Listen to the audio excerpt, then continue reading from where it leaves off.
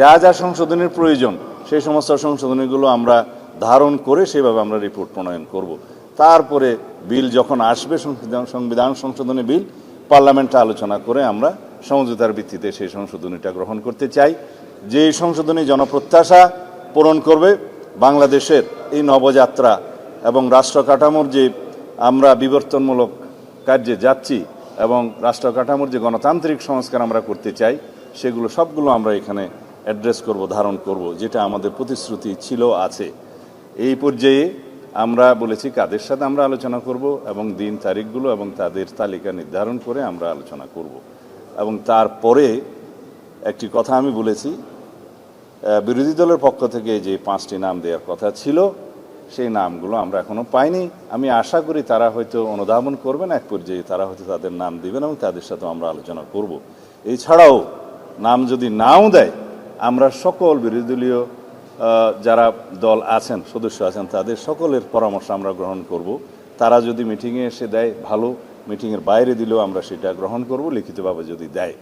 তো এইভাবে আমরা একটা গ্রহণযোগ্য সংশোধনী আনতে চাই এবং জনপ্রত্যাশা সব কিছু আমরা ধারণ করতে চাই। সবার সাথে আলাপ আলোচনা করে আমরা সেই রিপোর্টটা প্রণয়ন করতে চাই। কমিটির সামনে চ্যালেঞ্জ নেই, আমাদের প্রত্যাশা আছে, আমরা সবার সাথে আলোচনা করতে চাই।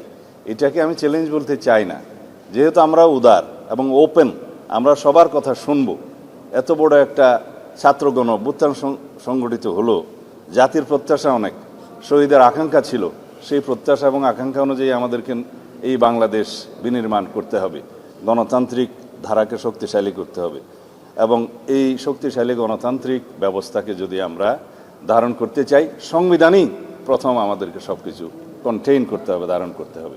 এটা আমাদের কামনা করি আমরা এবং জাতি আমাদের কাছে সেই প্রত্যাশা রাখি। আমরা কেবল বসলাম, আমরা যাদের সাথে আলোচনা করার জন্য আজকে ডিসাইড করব বা পরেও আরও আলোচনার জন্য কোনো শ্রেণী আসতে পারে বা কেউ আগ্রহ প্রকাশ করতে পারে, সকল শ্রেণী পেশার মানুষ, পেশাজীবীরা আলোচনা করতে আগ্রহ প্রকাশ করতে পারে, আমরা তাদের সবার সাথে আলোচনা করব। সুতরাং সময়টা এখনই নির্ধারণ করে বলতে পারবো না। 48টার মধ্যে অনেক কিছু আছে আমরা এগ্রিড হয়েছি রাজনৈতিক সমঝোতার দলিল হিসাবে জুলাই জাতীয় সনদে, সেগুলো তো আমরা নেবই।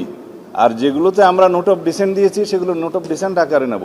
এর বাইরেও আমাদের অনেক বক্তব্য আছে, আমাদের নির্বাচনী ইশতেহারে আছে, সেগুলো আমরা ধারণ করব, যেগুলো জুলাই জাতীয় সনদে প্রতিফলিত হয়নি, আলোচিত হয়েছিল, হয়তো প্রতিফলিত হয়নি, সেগুলো আমরা আলোচনা করেই নেব।